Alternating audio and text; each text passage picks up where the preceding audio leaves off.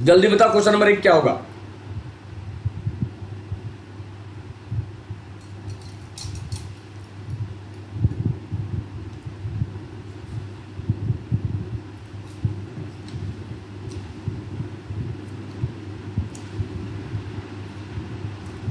भाई गोरखपुर जेल में राम प्रसाद बिस्मिल को फांसी दी गई थी।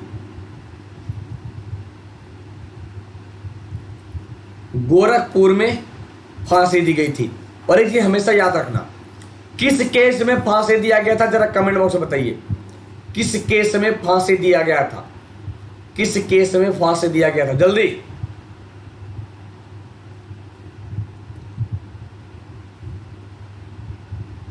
किस केस में फांसी दिया गया था, किस केस में फांसी दिया गया था, जल्दी। भाई काकोरी, काकोरी षड्यंत्र, काकोरी षड्यंत्र जब 9 अगस्त 1925 को हुआ था, तब उस घटना में राम प्रसाद बिस्मिल को फांसी दिया गया था। गोरखपुर की बात करें सर, तो गोरखपुर और बहुत महत्वपूर्ण हो जाता है इतिहास के लिए, क्योंकि 5 फरवरी 1922 को चौरी चौरा घटना, चौरी चौरा कांड हुआ था, जो गोरखपुर में स्थित है। कहां पे? गोरखपुर में स्थित है। तो कई सारे सवाल बनते हैं। बताइए कमेंट बॉक्स में, गोरखपुर किस नदी के किनारे है, किस नदी के किनारे है, जल्दी। गोरखपुर किस नदी के किनारे है? भाई जल्दी जल्दी जवाब तो दो कमेंट बॉक्स में, गोरखपुर किस नदी के किनारे है?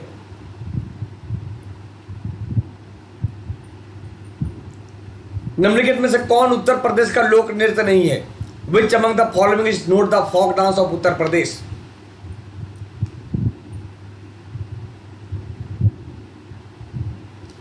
उत्तर प्रदेश के लोक नृत्य की बात करेंगे तो चरकूला, रासलीला, नौटंकी, ये सब लोक नृत्य हैं। राप्ती, अरे ताप्ती नहीं भैया, राप्ती है, राप्ती। कहां ताप्ती ले आओगे? एमपी जाएगी ताप्ती, गुजरात एमपी गुजरात होते हुए अरब सागर में गिरेगी। बेचारी ताप्ती भी कह रही होगी कि भाई हमारे नाम के पहले क्यों मिलता जुलता लगा दिया। राप्ती नदी के किनारे, कौन सी नदी किनारे? राप्ती नदी के किनारे। गलती मत करो बच्चे। ताप्ती तो सर, ताप्ती चला जाएगा मध्य प्रदेश होते हुए गुजरात। तो कौन उत्तर प्रदेश का लोक नृत्य नहीं है? फगुआ। कहां का ये? Bihar plus Haryana plus Himachal Pradesh. लेकिन चरकूला, रासलीला, नौटंकी उत्तर प्रदेश का लोक नृत्य है। ठीक है बच्चे। कौन सा खनिज उत्तर प्रदेश में नहीं पाया जाता है? Limestone, mica, bauxite, gypsum. Question number 3।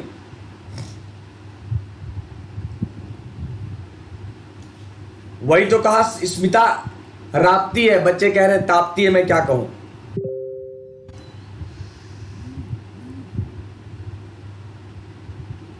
जल्दी।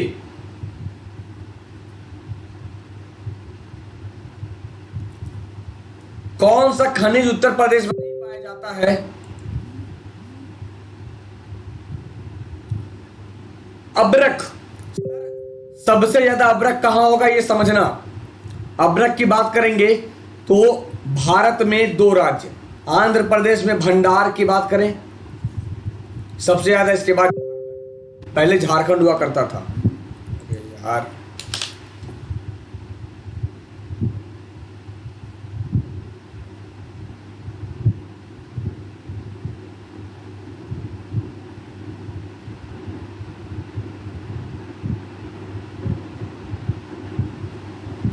कुछ बच्चों को ना इतना शौक होता है इमेज भेजने का, जो कह नहीं सकते हैं, मतलब फर्जी के कमेंट्स कर देंगे। तो अब्रक का सबसे बड़ा भंडार कहां है? भारत में है। सबसे बड़ा भंडार भारत में, याद रखना। बॉक्साइट का सबसे बड़ा भंडार कहां है? ऑस्ट्रेलिया। कहां पे? ऑस्ट्रेलिया। ठीक है बच्चे। उत्तर प्रदेश के पुलिस महानिदेशक कौन है? Who is the director general of police of Uttar Pradesh? जल्दी।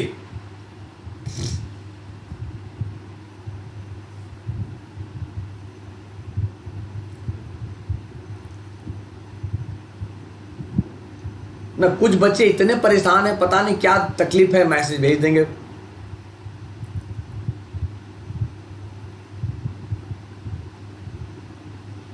हितेश चंद्र अवस्थी, उत्तर प्रदेश के पुलिस महानिदेशक कौन है?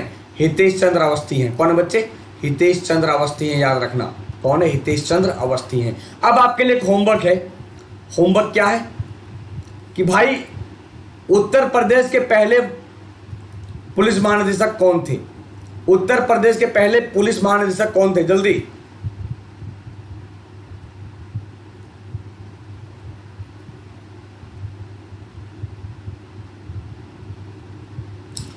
उत्तर प्रदेश का उच्चतम बिंदु कौन सा है?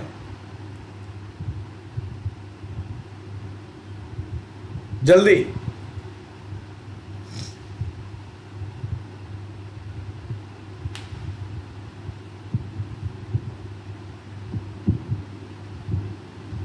इससे पहले ओपी सिंह थे, बिल्कुल।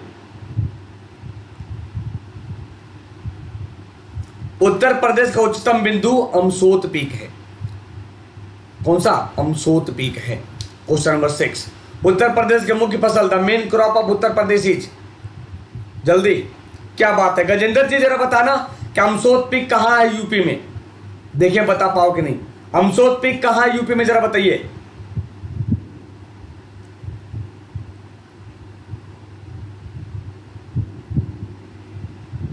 भाई नंदा पर्वत कहां जाओगे? उत्तराखंड लेके चले जाओगे क्या? उत्तर प्रदेश के मुख्य फसल की बात करें सर तो गेहूं सबसे मुख्य फसल है उत्तर प्रदेश की। धान के उत्पादन में दूसरे नंबर पे।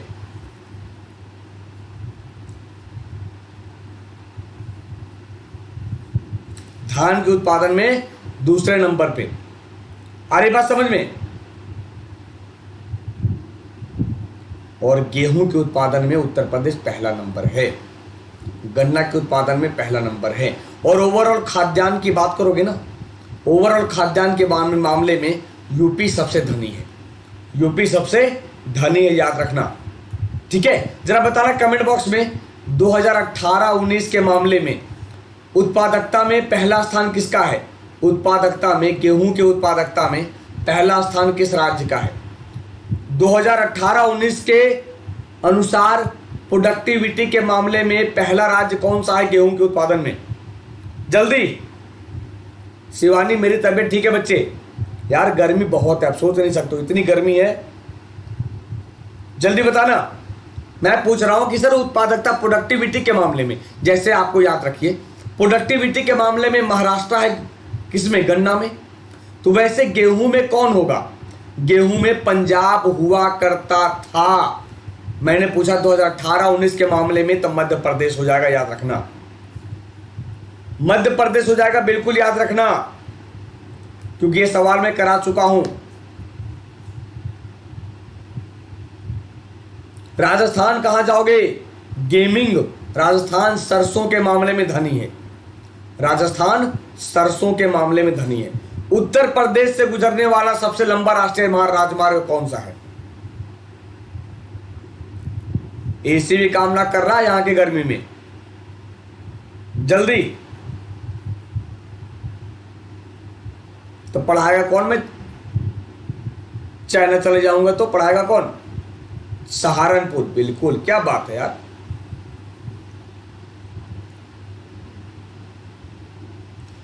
NH11 भाई साहब, NH7 बदल गया, बिल्कुल याद रखना। अब NH7 नाम क्या हो गया?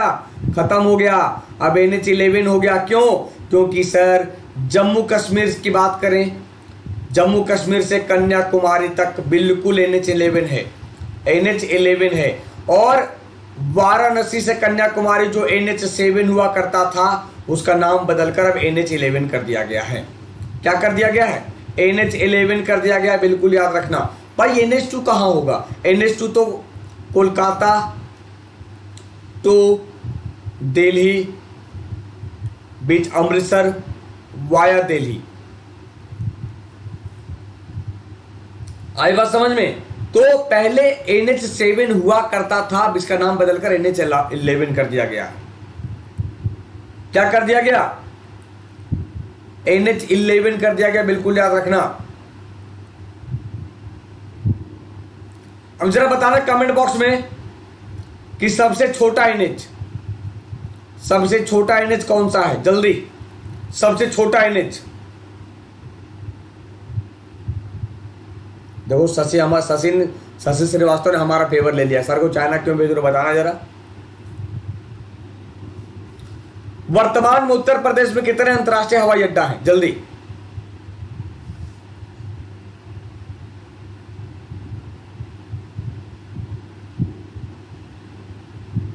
बताओ क्वेश्चन नंबर 8।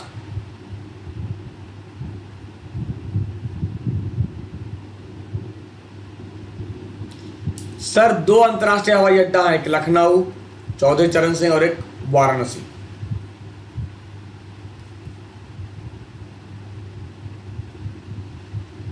भाई NH-47A, NH-47A सबसे छोटा, याद रखना, जो केरल में है, जो केरल में है, मात्र 6 किलोमीटर है। ठीक है। अरे काहे 44 के चक्कर में पड़े हो।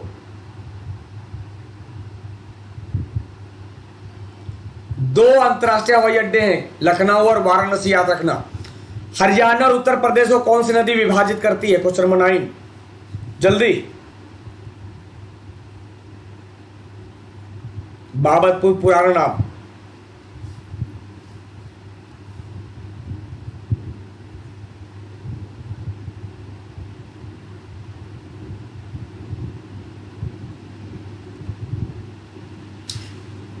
हरियाणा और उत्तर प्रदेश को कौन सी नदी विभाजित करेगी सर, यमुना। कौन करेगी, यमुना। हरियाणा से होते हुए दिल्ली, दिल्ली से फिर होते हुए गाजियाबाद, गाजियाबाद होते हुए गुजरती है। तो बात समझ रहे हो, यमुना नदी डिवाइड करेगी। कौन करेगी, यमुना नदी डिवाइड करेगी, बिल्कुल याद रखना। क्योंकि हरियाणा से होते हुए दिल्ली होते हुए गाजियाबाद होते हुए आगरा होते हुए कहाँ पे, इलाहाबाद में गंगा में मिल जाती है, इलाहाबाद में गंगा में मिल जाती है, याद रखना। ठीक है भाई, चाकरी इंटरनेशनल नहीं है बच्चे। मिथुन एक मवेशी की नस्ल है जो किस राज्य में पाई जाती है, अरुणाचल प्रदेश, महाराष्ट्र, केरल, तमिलनाडु। Question number 10।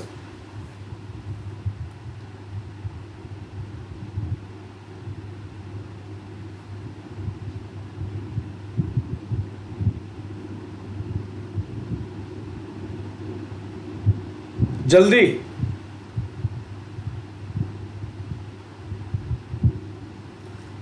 मिथुन एक मवेशी की नस्ल है जो भारत के अरुणाचल प्रदेश में पाई जाती है, भारत के अरुणाचल प्रदेश में पाई जाती है। Which neighbouring country of India is also referred as Druk Yul. Bharat के किस पड़ोसी देश को ड्रक्यूल के नाम से भी जाना जाता है, Myanmar, Maldives, Bhutan, Nepal. Question number 11, जल्दी। कहां महाराष्ट्र चले गए भैया,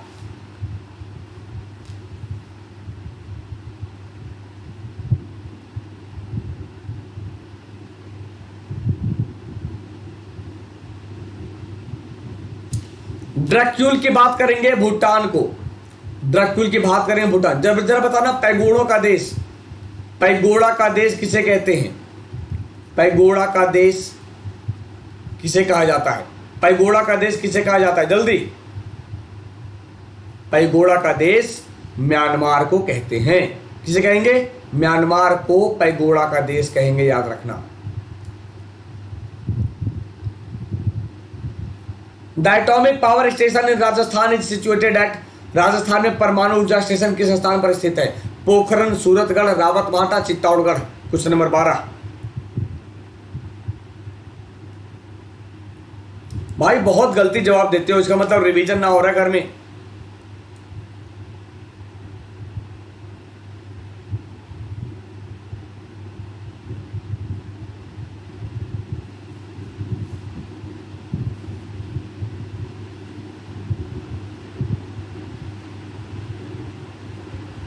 जल्दी।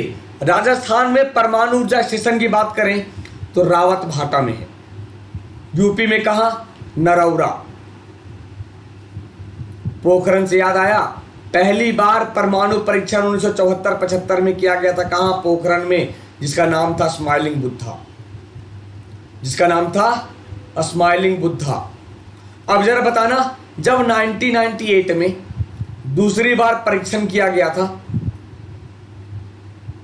तो इस प्रोजेक्ट को क्या नाम दिया गया था? क्या नाम दिया गया था? जल्दी। दूसरी बार 1998 में जब परमाणु परीक्षण किया गया था तब उसका नाम क्या था? उसका नाम क्या था? जल्दी।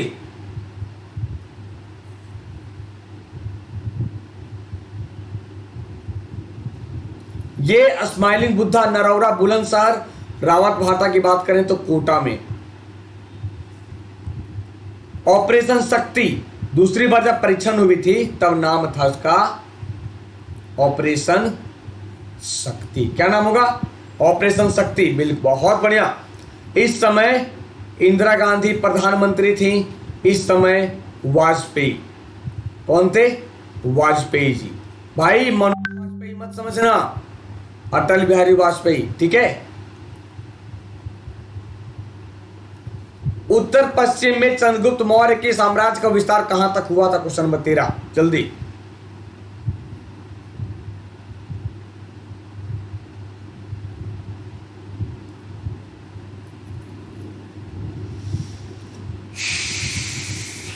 बताओ क्वेश्चन नंबर 13 क्या होगा बच्चे?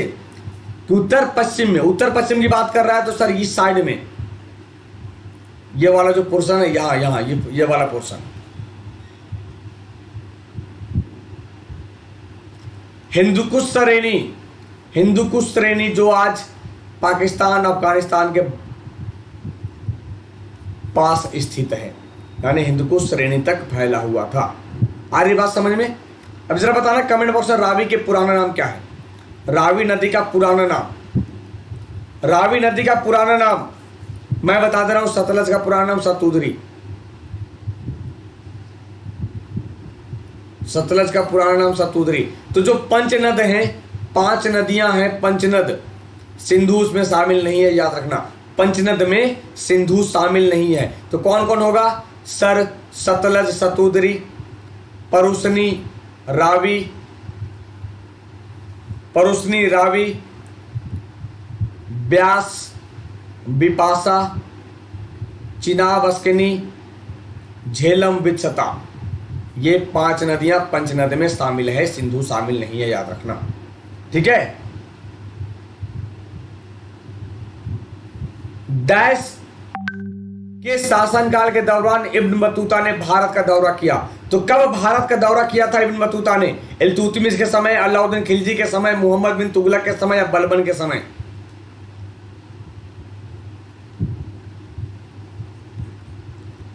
पड़ोसनी मत समझ लेना, कुछ बच्चे पड़ोसनी समझ रहे हैं। बताओ भाई, पड़ोसनी समझोगे मार खाओगे क्या पड़ोसन से?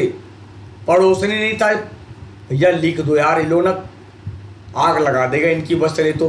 पड़ोसनी नहीं है, परुसनी। क्या ये परुसनी? लाहौल बिला कुव्वत का होई दुनिया, इतने गलती। मोहम्मद बिन तुगलक के समय इब्न बतूता भारत आया था 1333 ईस्वी में।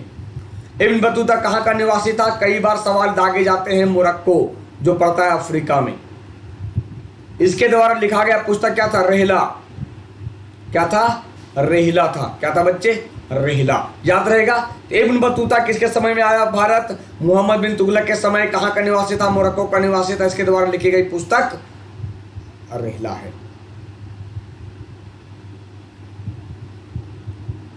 क्लियर? दक्षिण भारत पर आक्रमण करने वाला पहला मध्यकालीन शासक कौन था? अलाउद्दीन खिलजी था। कौन था? अलाउद्दीन खिलजी था पहला मध्यकालीन शासक। इल्तुतमिश की बात करें, रियल फाउंडर, वास्तविक संस्थापक दिल्ली सल्तनत का।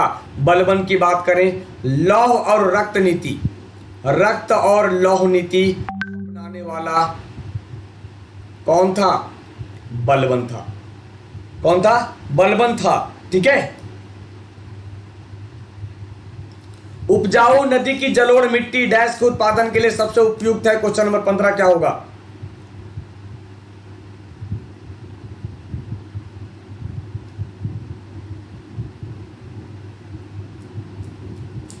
जल्दी।